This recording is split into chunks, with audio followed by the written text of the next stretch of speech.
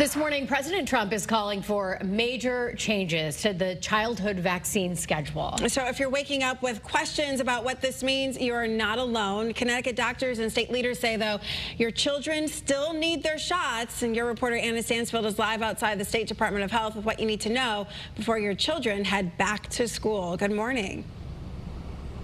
Well, this newly signed executive order is a recommendation by the federal government, meaning states still have full control over vaccine schedules. And here in Connecticut, leaders have made it very clear, telling us they don't want to see anything change.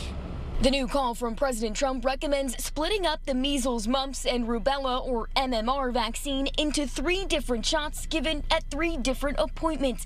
Governor Ned Lamont signed a bill a few months ago that protects Connecticut's vaccine policy from federal interference. In a statement, the governor wrote, quote, "This executive order demonstrates why I pushed for this legislation, to ensure our public health policy is grounded in evidence, not at the mercy of political whims in Washington." The Trump administration says this recommendation is in an effort to build trust in vaccine-hesitant parents.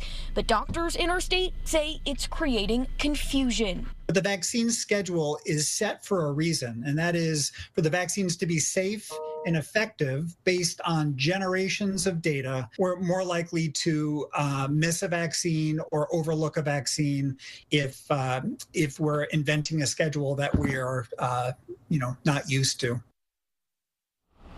So the bottom line for families as you get ready for that first day of school here in just a few weeks, you should keep your vaccine plan the same this year as you would any other year. I'm your reporter live in Hartford, Anna Stansfield, Channel 3 Eyewitness News. All right, Anna, thanks so much.